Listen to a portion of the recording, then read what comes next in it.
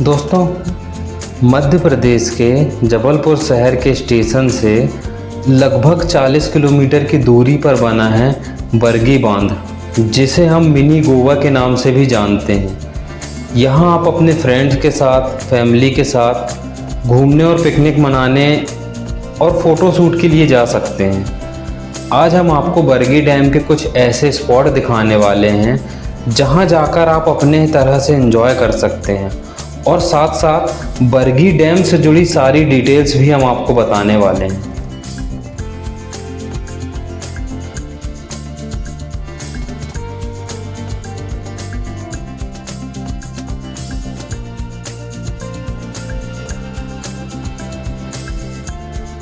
नमस्कार दोस्तों, मैं अनमोल एक बार फिर से हाजिर हूँ आपके अपने YouTube चैनल में जिसका नाम है इनक्रेडिबल MP है। और आज हम आपको लेकर जा रहे हैं जबलपुर शहर से लगभग 40 किलोमीटर दूर स्थित मां नर्मदा पर बने सबसे बड़े बांध, जिसे हम बरगी बांध के नाम से जानते हैं। बरगी बांध की सारी डिटेल्स मैं आज आपको देने वाला हूँ। बरगी बांध किस सन से बनना शुरू हुआ, मतलब कौन से सन से उसके बनने की प्रोसेस शुरू हुई, कितने लोगों को, कितने गांव को खाली कराया गया था जब बरगी बांध की स्थापना की जा रही थी, है ना, और बरगी बांध कितने सरफेस एरिया में फैला हुआ है, और रोज़ाना इस बरगी डैम से कितनी बिजली बनाई जाती है। सारी डिटेल्स मैं आज आपको दूंगा। आधी रास्ते में हम पहुंच गए हैं, उसके बाद मैं आपको बता रहा हूं। ये है बरगी बांध की रोड, हम अभी वहीं जा रहे हैं, तो चलते हैं बरगी बांध की तरफ और सारी डिटेल्स आपको और भी कुछ बताते हैं। बरगी बांध की तरफ हम जब जाते हैं तो रोड के दोनों तरफ हमें बहुत ज़्यादा हरे भरे पेड़, पहाड़, गांव देखने को मिलते हैं, जो दिल में एक अलग सी उमंग भरते हैं। और वो कहते हैं ना कि जब रास्ते इतने ज़्यादा लुभाने वाले हों तो मंजिल तक पहुंचने का वक्त कैसे बीत जाता है पता नहीं चलता। बरगी बांध पहुंचने से पहले हम आपको कुछ ऐसे नेचर व्यूज़ दिखाने वाले हैं, कुछ ऐसी जगहों पर ले जाने वाले हैं जो बरगी डैम को एक टापू के रूप में दर्शाता है। वहाँ से अगर आप खड़े होकर बरगी डैम को देखेंगे तो आपको बरगी डैम समुद्र की तरह दिखाई देगा, और उधर से झील का भी लुक आपको दिखाई देगा, है ना।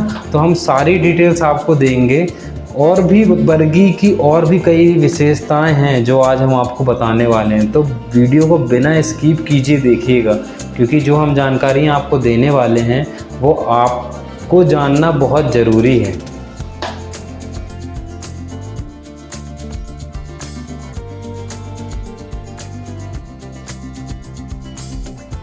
बरगी बांध की तरफ जाते समय मार्ग में ही नर्रई नाले के पास स्थित है गौड़कालीन वंश की वीरांगना रानी दुर्गावती जी की समाधि।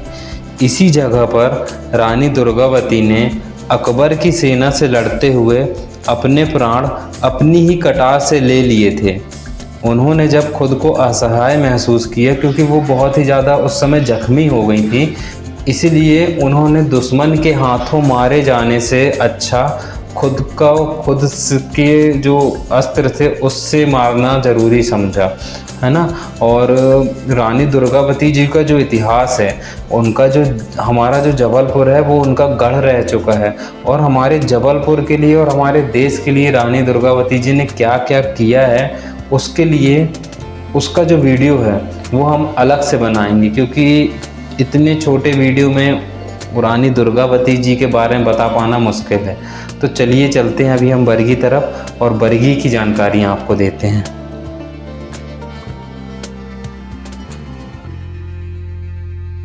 बरगी की तरफ आप जब जाएंगे तो करीब 3 किलोमीटर जब रह जाता है, दूरी 3 किलोमीटर जब बरगी की रह जाती है, उसी के बाजू से मेन रोड से ही लगा एक रोड, ये सीमेंटेड रोड जाता है। इस रोड से अगर आप जाएंगे तो आपको बहुत ही अच्छा स्पॉट दिखेगा जो बरगी डैम को एक समुद्र का लुक देता है। तो चलिए मैं आपको वो स्पॉट भी दिखाता हूँ, और भी वहाँ से ही और भी स्पॉट मैं आपको दिखाऊंगा जहाँ पर आप आकर पिकनिक मना सकते हैं, दोस्तों के साथ एंजॉय कर सकते हैं। तो चलिए मेरे साथ, मैं आपको वो भी चीज़ें दिखाता हूँ।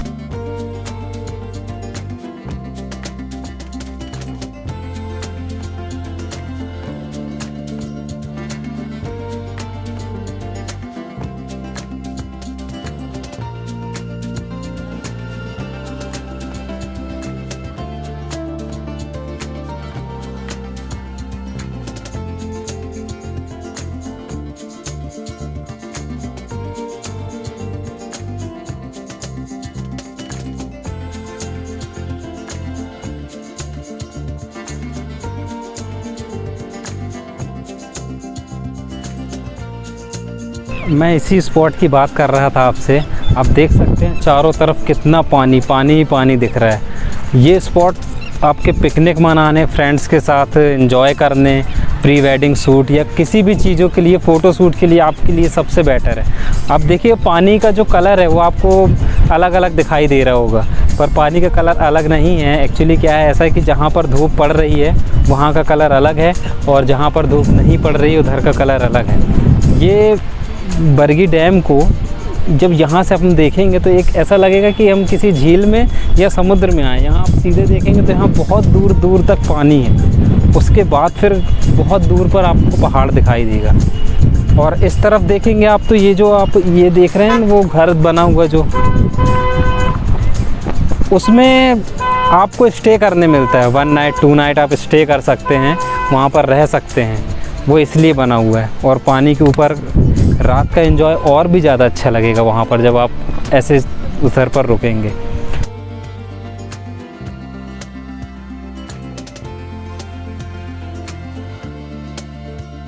आप जब यहाँ पर आएँ तो थोड़ा सावधानियाँ भी रखिएगा, क्योंकि बरगी बांध किस जगह पर कितना गहरा है इसके बारे में कोई नहीं जानता।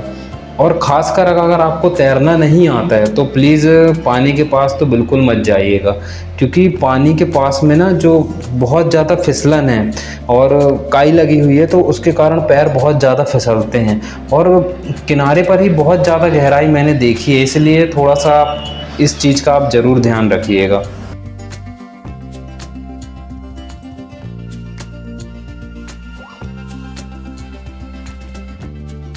बरगी बांध के तरफ जाते समय रोड के साइड पर ही पड़ता है मध्य प्रदेश द्वारा बनाया गया मैकल रिसोर्ट, जहां पर आकर आप स्टे कर सकते हैं, बरगी डैम के खूबसूरत नज़ारों और वादियों को देख सकते हैं। मैकल रिसोर्ट को व्यूज़ और बोटिंग क्रूज़ के कारण मिनी गोवा भी कहा जाता है। मैकल रिसोर्ट मध्य प्रदेश की एक इकाई मानी जाती है। इस रिसोर्ट के अंदर आपको खाने, रहने, रुकने की सारी सुविधाएं मिल जाती हैं।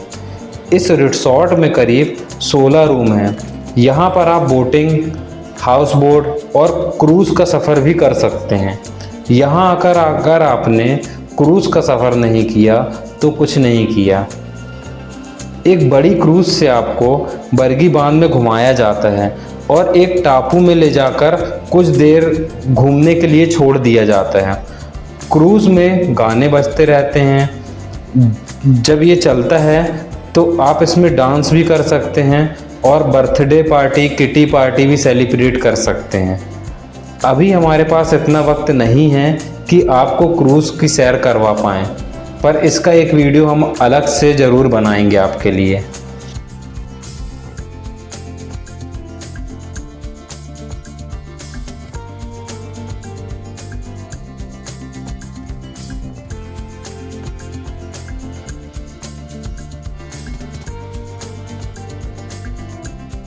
अब समय है आपको बरगी बांध दिखाने का और उससे जुड़ी सारी जानकारियां आपको देने का। हमने हमारा शूट इस समय इसलिए भी किया क्योंकि बरसात का समय है और बरगी डैम के गेट भी खुले हुए हैं।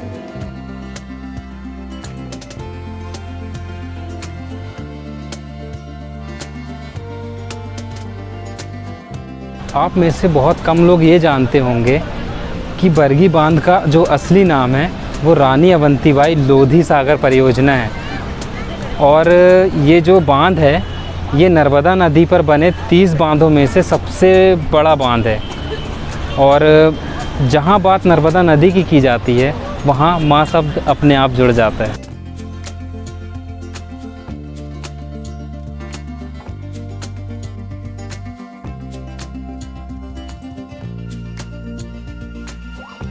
माँ नर्मदा का नाम जुबां पर आते ही श्रद्धा और आस्था से मन भर जाता है।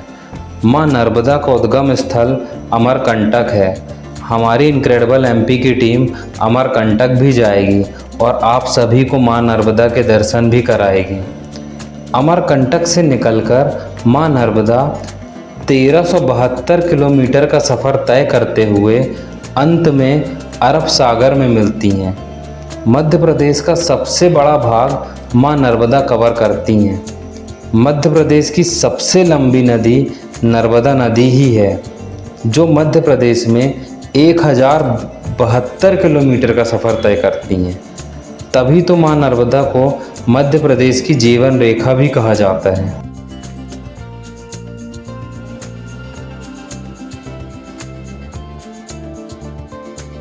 बरगी बांध के गेट खुलते ही नजर आता है मां नर्मदा का रौद्र रूप। मां अपने तीव्र प्रवाह से बहती हैं और इसका प्रभाव हर उस जगह पर दिखाई देता है जहां मां नर्मदा का मार्ग होता है।